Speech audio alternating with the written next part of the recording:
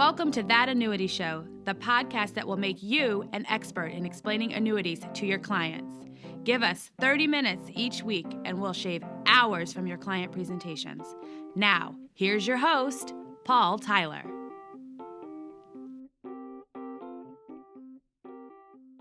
Hi, this is Paul Tyler, and welcome to another episode of That Annuity Show. And we're missing one of our co-hosts, Will Moorcroft. Promises he'll be back next time. Mark, welcome.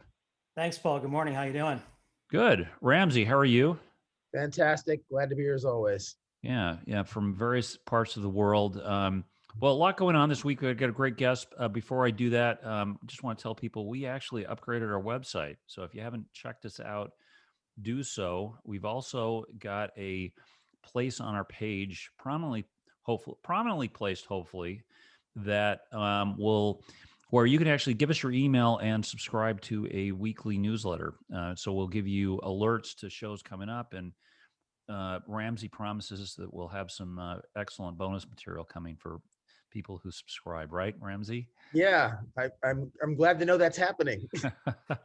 Hey, listen, we got a great guest for you, and I'll give you introduce him and then give a little bit of the backstory. But I'd like to welcome David Wright, who is Executive Director of Practice Development at M&O Marketing. David, welcome. Thank you for having me, Paul. Happy to be here.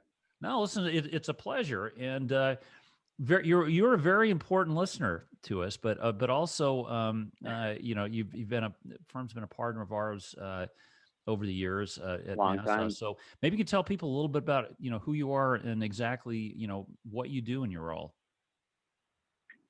Yeah, so I actually started my career in the financial services industry almost a decade ago now, working in the field under an independent annuity agent. Before finding myself with M&O, I've been with M&O Marketing as an executive director of practice development for 5 years now. Since joining the team, I've obtained my Series 65 and WMS. And my job is really to be a facilitator for the agents and advisors in the field. So I think of myself almost like one of those old telephone switchboard operators. There's all these different lines of communication coming in.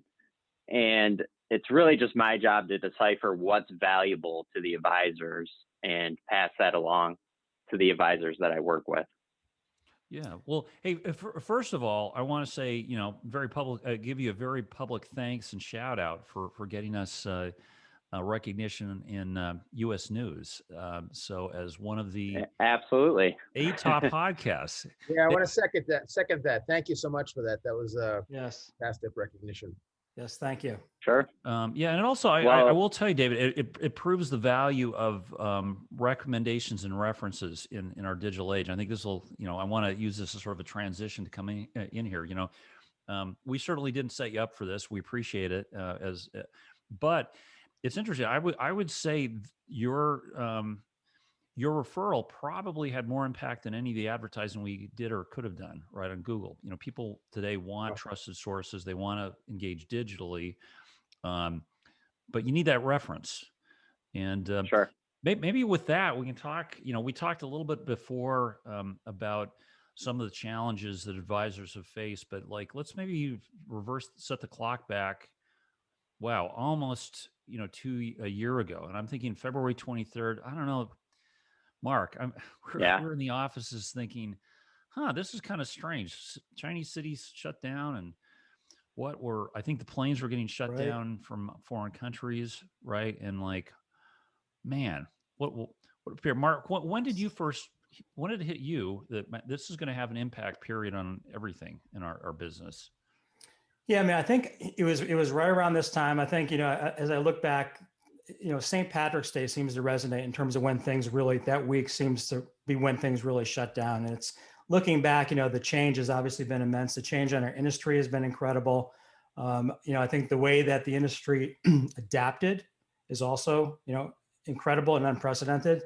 I think we'll come out of this, much more efficient industry. We've learned a lot in a very short period of time. And, it's just wild looking back, over the last year, what we've endured and, where we're coming out as we move forward. Yeah, so David, take us back in time. February 23rd, 2020. What did Yeah, you, almost what did you hear? almost seems like a lifetime ago now, right? Yeah, doesn't that?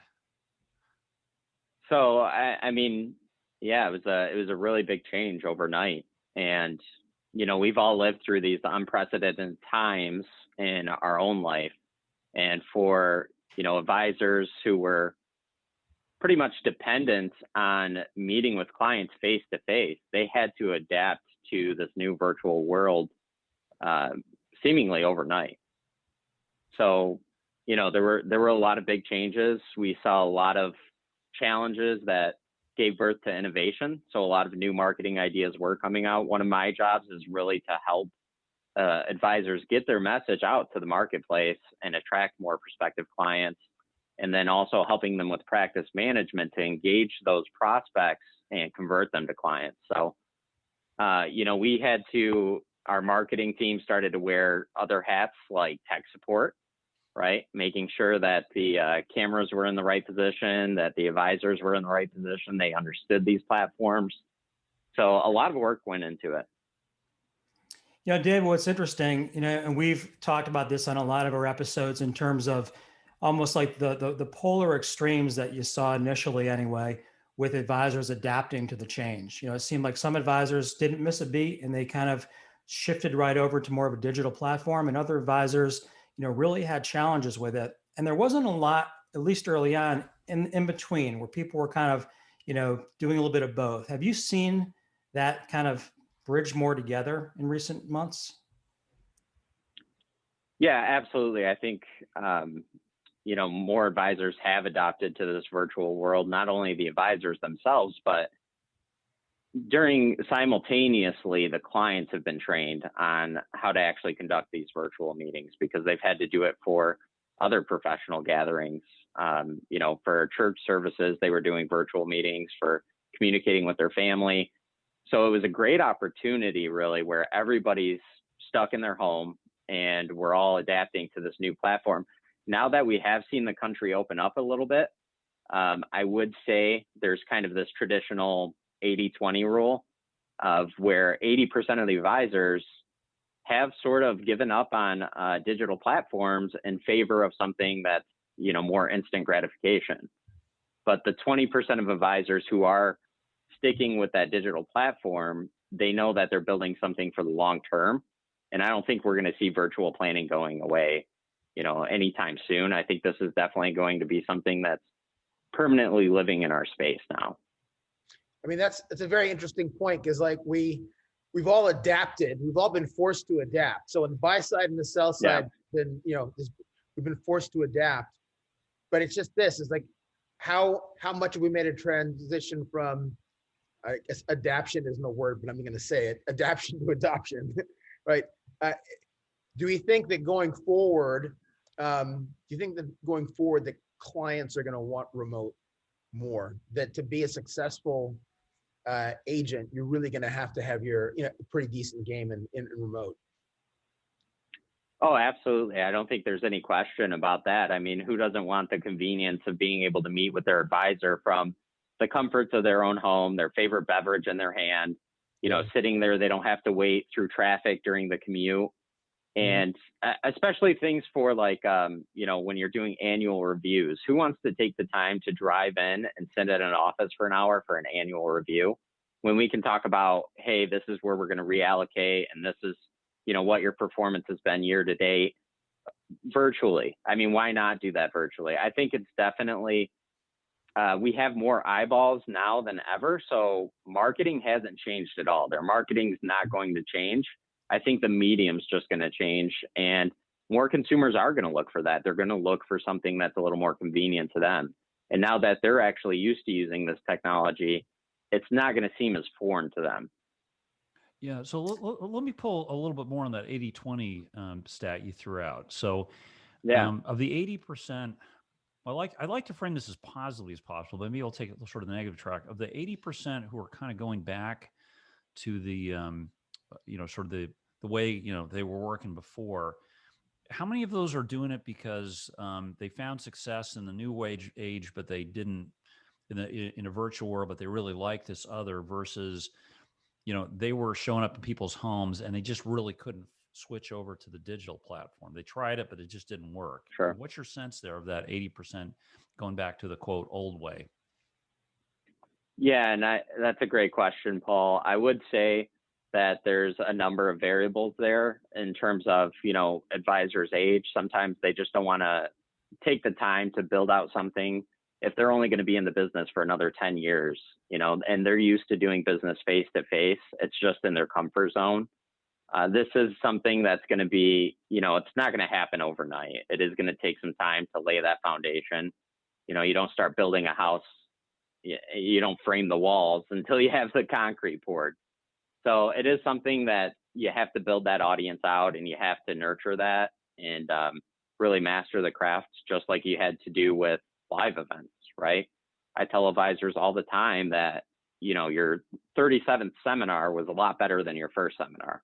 And the same is going to happen with your virtual events. So, we did everything we could to try to coach advisors up on that. Like I said, tech support, rehearsing with the advisors as a marketer, giving them best practices. We actually have a Emmy award-winning news anchor on staff who did a lot of coachings just on how to be better presenters virtually. But at the end of the day, it's always that 20% who says, hey, I see this as a value, not just to me, but to the consumer. So I'm going to adopt this now, and I'm really going to lay the foundation and put in the groundwork today so that I can buy more freedom in my practice going forward. So David, you mentioned seminars, and obviously seminars has historically been a big part of really client acquisition in the industry. Have you noticed like those individuals that were more heavily focused on seminar selling starting to shift back more to that? And I guess during this period of time, what are some of the things that they did to transition their business model more to the virtual world that you found to be successful? Yeah, that's a great question. Like I said, unprecedented times, the challenges did give birth to a lot of innovation. We were trying a lot of new marketing ideas in 2020, whether that was marketing ancillary products to existing clients, to address health concerns. Mortality was on everyone's mind. Pick up life insurance business or maybe some long-term care business. We actually saw drive-in seminars. We started developing some drive-in marketing approaches. You saw that in other industries as well, like, drive-in comedy tours, drive-in church services. So that was something that we developed, but virtual events was definitely pivotal for us because, even in March and early pandemic, a lot of advisors already had live events planned, whether it was a client event or an actual seminar to acquire, possible new clients. So we had to pivot that and actually do a quick turnaround to get all of those potential clients onto a digital platform so that the advisors didn't lose out on those marketing dollars. I would say that, a lot of advisors are still adopting some form of the technology in their practice. Like I said, whether that's doing annual reviews or just taking their appointment process. Maybe they're doing their first appointments virtually now over Zoom instead of, hey, come into the office. Yeah, so I think the technology has to be an extension of the advisor, really. Without a doubt. Can you share with us any story of some advisor who said, wow, I have transformed my practice. Was totally shocked and I'm never going back? Yeah, absolutely. So, there's a lot of advisors, 2020, the annuity industry overall was down, but we did see a lot of success stories. And really the difference between the two was that the advisors who weren't dependent on that singular source of marketing, they really outshined the competition. Just like we advise clients, hey, you got to diversify your strategies. The advisors needed to diversify their marketing strategies as well. So, I can think of one, advisor in particular. His office is in North Carolina. He was really nervous about getting his message out over an online platform. I mean, everybody has that fear of the unknown the first time that you're doing something. So we worked really hard to get him comfortable with that situation. And he followed the process just like, we coached him to do. He rehearsed over and over again. He showed up, he did the coachings with the news anchor, he practiced his presentation, he put in that prep work. And when he did his first webinar, he was actually able to pick up $1 million in new assets.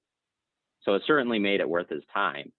And him and other advisors have told me, this is forever going to be a part of my practice, whether I'm doing live events or not, that doesn't matter. This is always going to be supplemental because I'm going to reach a different crowd that doesn't necessarily aren't comfortable with leaving the home yet. You mentioned, David, some concerns that came from clients during this pandemic as it relates to health concerns, mortality concerns. Have you seen a big shift in the product offerings and the product solutions that are being put in place out there with your advisors? Yeah, I have actually. That's a great question. Obviously, products, the strategy changes all the time depending on the client. But one thing we did notice was we started to see more long-term care sales. We started to see more life insurance sales. We started to see more advisors actually meeting with beneficiaries. So bringing in that next generation into their planning sessions and saying, hey, this is what mom and dad want to talk about today. This is how we're going to make life a little bit easier for you if you're the executor. And let's talk about what's going on in your life, right? So that gave them an opportunity to actually retain that next generation as clients going forward. But I would say guaranteed income, we started to see a lot more sales in that particular region too. I think people had enough of the uncertainty. So that's what they were looking for, was a little certainty within their plan. So you mentioned the next generation of clients. So, the successors of current clients, but I'm also curious about what this trend, you think this trend might mean for younger advisors. So, one of the things that you often hear about, whether it's among agents or traditional financial advisors, is that they're older and they're aging out, and recruiting in younger ages has been challenging. But first of all, do you agree with that comment? And then secondly, do you think that this new paradigm shift may actually help bring in more new blood into the space? Yeah, I think we will see an uptick of younger advisors in our industry. I don't think anyone grows up saying, hey, I want to be a financial advisor. It's not one of those things that jumps to the top of the list. It seems like most of the people in our industry, it kind of finds them. But I do think with the technology and, the uptick of digital marketing, social media platforms, that it does make it easier to actually recruit that talent and get the message out to them and make them aware of the benefits of our industry. And there is a huge gap there from generation to generation where there's going to be a lot of succession planning over the course of the next 10 years. So there is going to be a need to, fill that role and make sure that these advisors are knowledgeable and up to date and, ready to hit the ground running and take over those practices. Yeah, no, succession planning is an interesting thread. Succession planning means there was some value in my practice to spend. David, how does this new age change how somebody's going to value my practice as an advisor? That's a great question. I mean, I think a lot of that depends on the type of clients that you have on the books and, the type of products that you've been positioning in your plan. But, I think there's just a lot of opportunity to be had in our industry where the younger generation might not know about the great opportunities within our industry, and being able to educate them on that and how they can actually expand their own career and help people simultaneously. The valuing of the books, it's going to vary from book to book. Yeah, we had a real interesting guest on last week, Derek Notman, and he said something that really caught my ear. Mark and Ramsey, was big impact on your valuation will be how big is your email list, how many people show up to your virtual events, what's your open rate on the emails. Yeah, that's interesting because historically, you're right. Historically, it was some multiple of assets, or maybe EBITDA, or maybe revenue. Sure. how you get to that number is now super important. Yeah, exactly. Right. Right. Like before I'm, what's my, what's the discount rate I'm going to apply? Well, you don't have any list. You barely have a mailing list. I think I'll apply a very high rate, right? Discount rate, Ramsey, versus lower one. You're on Instagram. You've got Mark, 1 million followers like you, right? I'll pay more for your practice. Yeah, that's a really interesting point, Ramsey, in terms of, historically based on the product mix and the AUM and the recurring revenue, that being, lead component of what the valuation was. Now it's really on what is the future opportunity and how well positioned they are. So that's really an interesting, it's got to make it a lot more complicated to value it, because there's just a lot more uncertainties versus the known components of what's coming in currently. Okay. So David, when you write your practice management book, okay, you had an outline, I know, of like 10 chapters. What chapters would you add looking back on this last year that, if you're advising me as an advisor, that you would, put in that book that would not have been there in 2019? Yeah, well, I mean, you certainly need to acknowledge the digital mediums, whether that's through advertising or interacting and engaging with clients. So I would definitely put in a digital marketing space. You got to have a chapter on that. Information is king. I mean, that was a big thing that we saw in 2020 as well. Because of the interest rate environment that we were in for so long, there was a lot of MBAs that actually offset surrender charges. And that gave opportunities to advisors to go in and generate new business by saying, hey, we can offer you a better policy or a new policy with better rates, or just a new objective that better meets your goals going forward. And having that information is really king. I mean, data is king in this day and age. So I think that is going to play a really big part in the valuation of your business. Is how much information do you have on your clients? How much information do you have on the recommendations that you made to your clients? How and why did you arrive to those recommendations?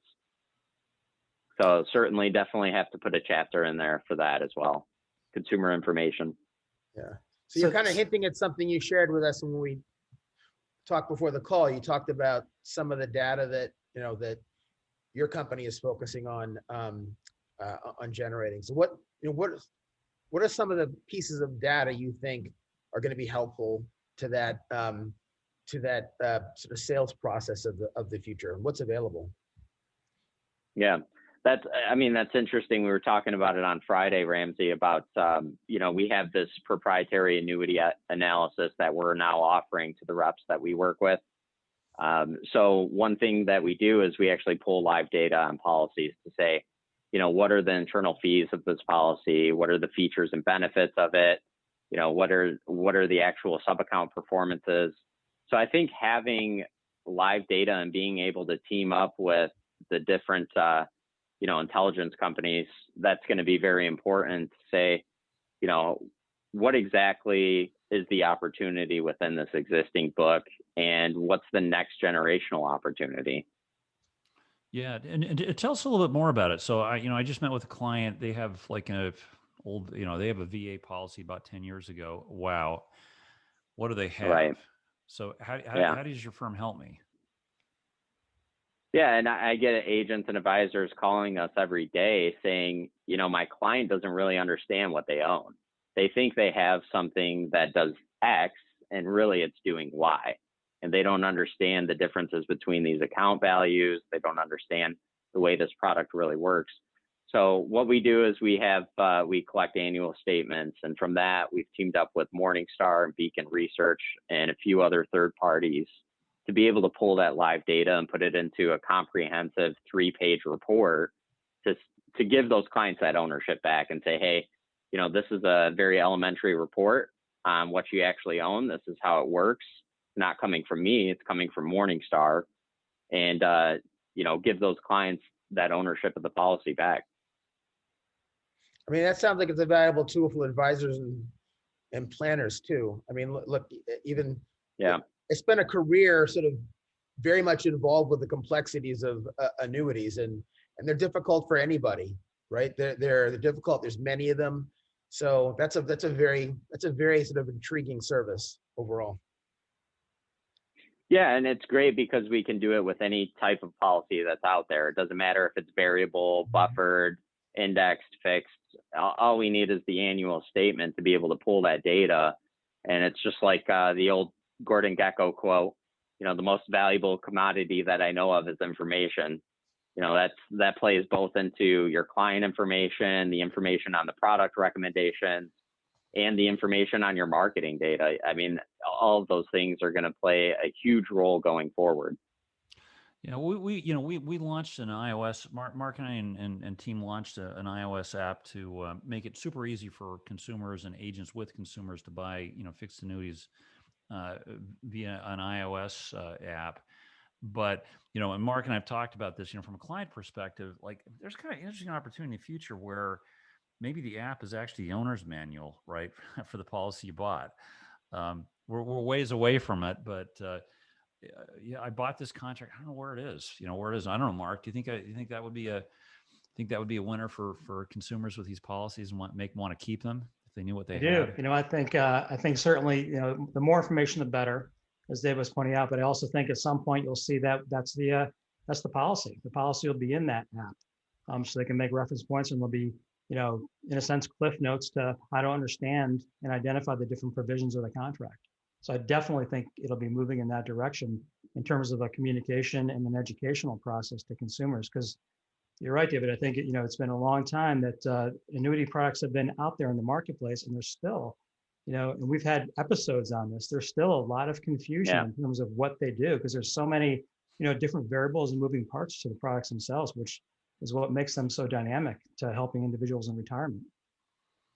Yeah, we actually, in response to comments we got, we actually have a set of courses on FIAs and courses on MIGAs, courses, right, where you take there may be 12 minutes long in videos, but you can go through and take a quiz at the end and kind of make sure you know the product. So it's certainly not like the required training, but it's more an educational training, both for consumers and for agents. And so it's interesting. How else? So you got this you got a tool.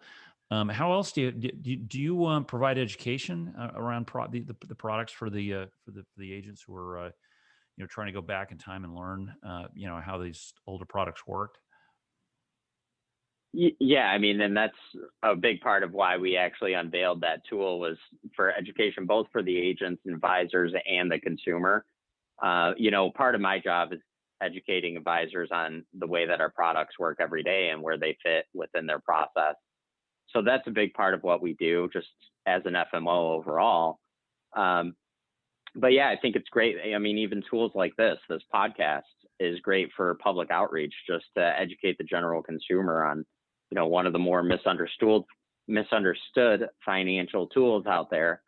And I don't see a lot of carriers and institutions in our space doing that. So hopefully this inspires others to do something similar. So David, taking away kind of the challenges of what we went through in 2020 and the change in terms of our marketing approach, moving more digitally to get in front of consumers, what are, from your coaching perspective with the agents, what are some of the top questions that advisors have outside of that scope that you help guide them with, that they ask you day to day? Yeah, I mean, that's a great question. One of the most common things that I hear from advisors in terms of the goals for their practice overall is, hey, I'd really like to have more freedom in my book of business. I'd like to have more freedom of my own time. I'd like to be able to walk away from my business and still have my business operating. And I think that's where, digital tools are really going to be here for the long term, because that gives you the ability to build out that dream remote practice that a lot of advisors want and make their time more efficient. But common problems that I see are really, problems with branding perspectives. Maybe their brand's just not in alignment, or, they haven't really identified what's unique about their process or how to label that and market it. Sometimes it's actually bridging the gap between the entrepreneurial mind of the advisor and the process-driven mind of their team, and making their office operations a little more efficient. Those are some common mistakes that I see. Just, not paying attention enough to what the client experience actually looks and feels like. I always say you should put yourself in the client's seat. You should sit where your client sits and go through your process from A to Z as a client and see what that experience is like. And as an objective consultant, really grade yourself. Yeah, I remember working at another company where we had a really good manager. He would always reference the Ritz-Carlton experience. What does it feel like going into the Sure. Ritz-Carlton, and what do they do that really doesn't cost anything but creates high perceived value? Mark, oh, let me show you to the elevator. Right. How does that translate into a practice? I think it's something we all need to look at. The other comment you mentioned about running your office efficiently. Wow, you got so many tools at your disposal today as an advisor that you didn't have 10 years ago. Mm-hmm. So many reasons to get organized. One of my kind of bizarre jobs, Mark, you relate to it from the company. We had this sort of talent review process where it was kind of like, put your number in this big spinning machine and be like, oh, Ramsey, guess what? You like food, you like dinner. So we're going to put you in charge of the cafeteria. My number was run the compliance back office, Mark. You're welcome. Marketing and compliance together. I respect everybody who Everybody does it. wants that one.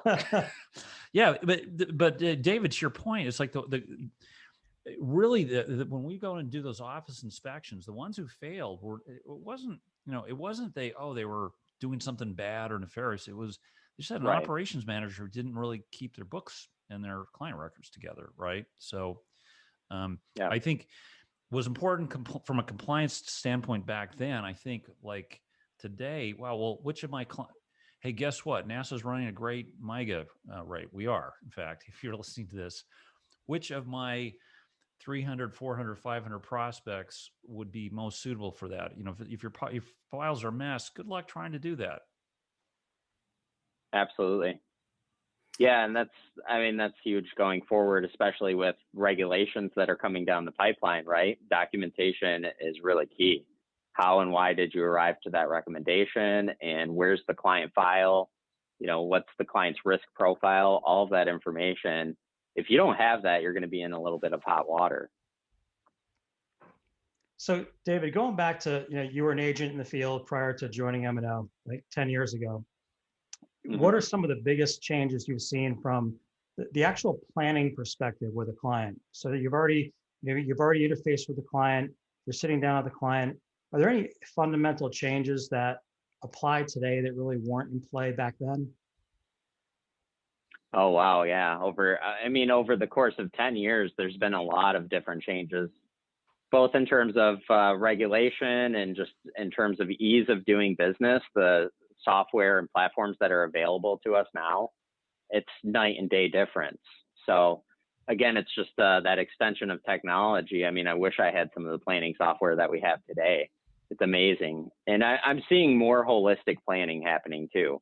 A lot of people that were, back when I was in the field, I was an insurance agent. We only sold insurance products.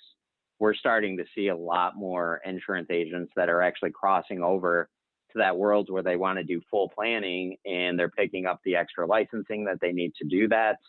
The most recent addition to our firm here in the past decade was we actually have a wealth management division. So we have an in-house RIA and broker dealer now.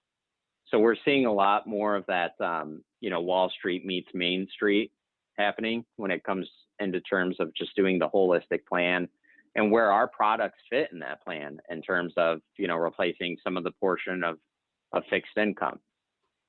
Excellent. Do you see many agents in the field working as teams where you might have the agent and the RIA and the broker kind of all working together? Or are you seeing more individuals really trying to get that full encompassing, financial program, working themselves with a client?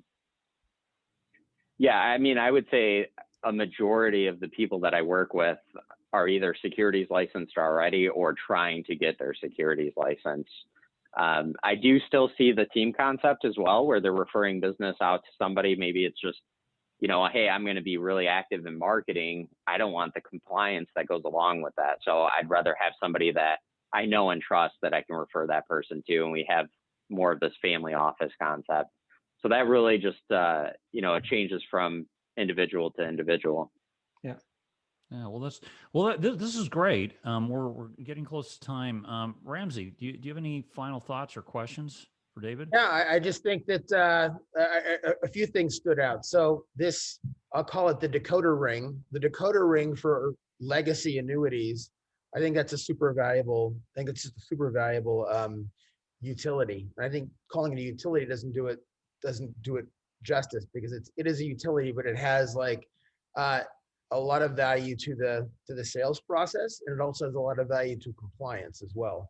So that's fantastic. And then the other thing is that, look, I'm just very happy to continue to have people on the show that are committed to more remote advising, because I'm convinced that that's the future. So thank you for joining us today and sharing that with us. Hey, Mark, do you want to bring us home? Yeah, Dave, first, I just want to say thank you very much. And obviously, the value that marketing organizations like yourself bring to not only the insurance manufacturers about helping getting our product offerings out there, but obviously to the agents and advisors, in terms of educating them and navigating through all the changes and helping them build their business. I think that role is going to continue to grow going forward. We appreciate everything you guys do in the field. And I just want to thank you for that. Yeah, I appreciate that. And thank you guys for having me on the show today. I do have, a complimentary offer that I want to put out there for any Annuity Show listeners. So we've talked a little bit about our Annuity Scope Report today.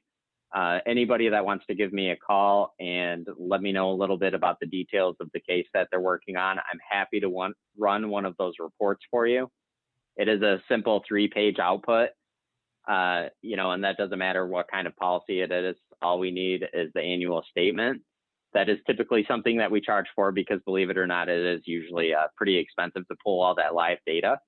But we're going to give a complimentary report to any listeners. My number is 248-784-1213. And then also, we were named IMO of the Year from Insurance News Net. So I'll be hosting a webinar on IMO of the Year for 2020. And that'll be on March 1st at noon Eastern Standard Time. For anybody that'd like to register for that, give me a call. I'll get you signed up. Again, that number is 248-784-1213. So thank you guys for allowing me to come on here today and be able to extend that offer. Oh no! Hey, thank you. We'll put the contact information in the show notes in our great in our page. So hey, listen, thanks so much. Appreciate your support. Listen, keep an eye out for us. Keep giving us some ideas, and maybe we can get you back on here later this year. Absolutely. Yeah, you guys have become part of my normal morning ritual now. So 4 a.m. I'm at the gym. You guys are there with me. I throw the headphones in and we're ready to rock. Awesome. That's great. Thank you. Hey, that's great. Yeah, listen. Well, hey, listen. Thanks everybody for listening to our show. Again, go to our website, thatannuityshow.com. You can visit the page for this episode, but also please give us your email so that we can build our community and send out even more stuff that we don't get through on our podcast. So thanks for listening, and join us again next week for another episode of That Annuity Show.